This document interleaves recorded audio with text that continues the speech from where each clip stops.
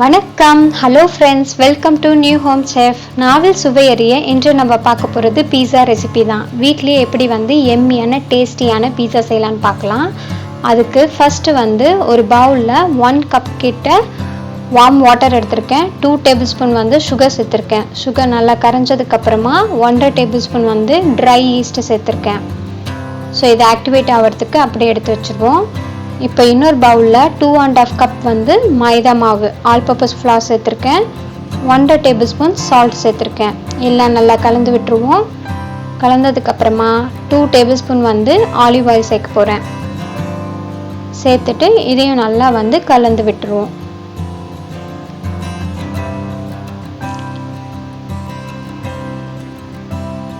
இப்போ கலந்தாச்சு. East activate ஆகிடுச்சு. இந்த மாதிரி மேலே நூற மாதிரி வந்திருக்கணும். ஸோ ஆக்டிவேட் ஆன வாட்டரை மாவோடு கலந்து பிசையணும். இது ஒரு 10 மினிட்ஸ் பிசையணும்.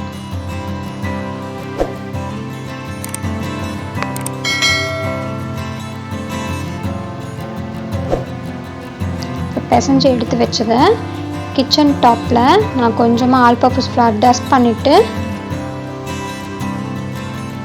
இப்போ இந்த டோவை போட்டு நல்லா விரிச்சுக்க போகிறோம். இப்போ நல்லா இந்த மாதிரி விரித்து பிசையணும். இது கரெக்டாக 20 மினிட்ஸ் பிசையணும். நல்லா டைம் பார்த்து பிசைகிறேன்.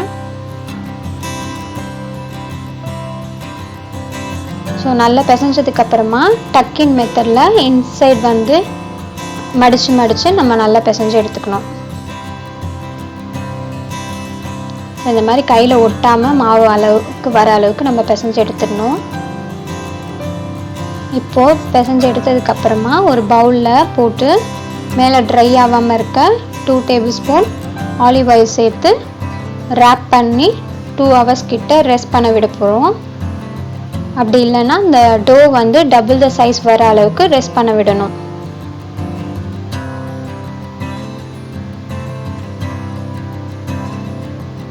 இப்போ செகண்ட் ஸ்டெப், டாப்பிங் செய்கிறதுக்கு நான் சிக்கன் எடுத்திருக்கேன். ஆல்ரெடி மேரினேட் பண்ணி வச்சுருந்தேன் ஒரு 1/2 ஹவருக்கு முன்னாடி. ஸோ ஒன்றும் இல்லை, chilli powder, turmeric powder, salt, ginger garlic paste, அப்புறமா கொஞ்சோண்டு கரம் மசாலா பவுடர் இதெல்லாம் சேர்த்துருக்கேன்.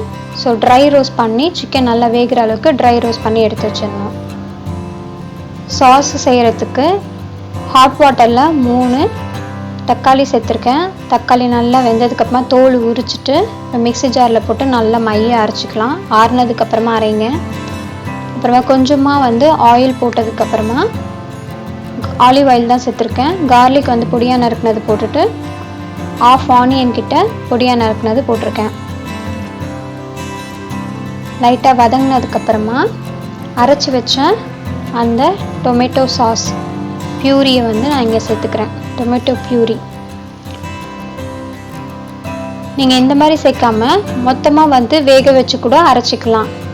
தக்காளி வேக வைக்கும் போதே ஆனியனும் கார்லிக் எல்லாம் போட்டு சில்லிஸ்லாம் போட்டு நீங்கள் வேக வச்சு அப்புறமா மிக்ஸி ஜாரில் போட்டு அரைச்சிக்கலாம். இப்போது கொஞ்சமாக சுகரு, அப்புறமா மிக்ஸ்டு ஹர்ப்ஸு, சில்லி ஃப்ளேக்ஸு சேர்த்துருக்கேன். உங்கள்கிட்ட மிக்ஸ்டு ஹர்ப்ஸ் இல்லைன்னா நீங்கள் இந்த மாதிரி கற்பூரவள்ளி, புதினா, அப்புறமா துளசி, பிரிஞ்சி இலை இதெல்லாம் பொடியாக நறுக்கி கூட நீங்கள் சேர்த்துக்கலாம். இப்போ எல்லாம் கலந்ததுக்கப்புறமா 2 டேபிள் ஸ்பூன் டொமேட்டோ சாஸ் சேர்த்துருக்கேன்.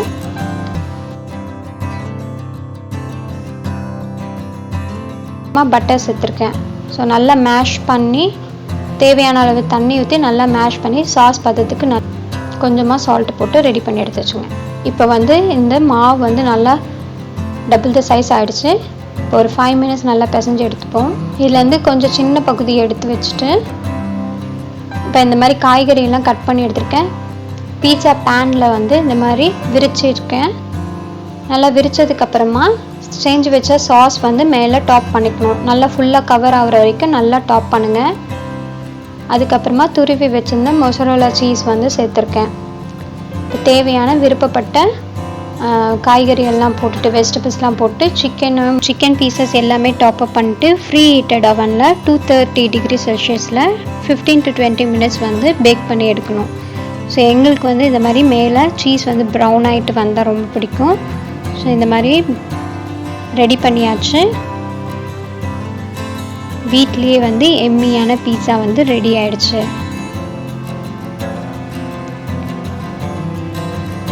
ஸோ இன்னும் கொஞ்சம் பாதி வந்து பேனில் செய்கிறதுக்காக நான் ஒரு ட்ரேயில் வந்து பரப்பிட்டு மேலே வந்து சாஸ் போட்டு அதே மாதிரி டாப்அப் பண்ணிட்டேன். அப்புறமா அதுக்கு மேலே வந்து மொசரல்லா சீட்ஸ் வந்து கட் பண்ணி போட்டேன். ஸோ ஃப்ரீ ஹீட்டட் பேன் வந்து ஆல்ரெடி வந்து ஹீட் பண்ணி வச்சுருந்தோம் 10 minutes.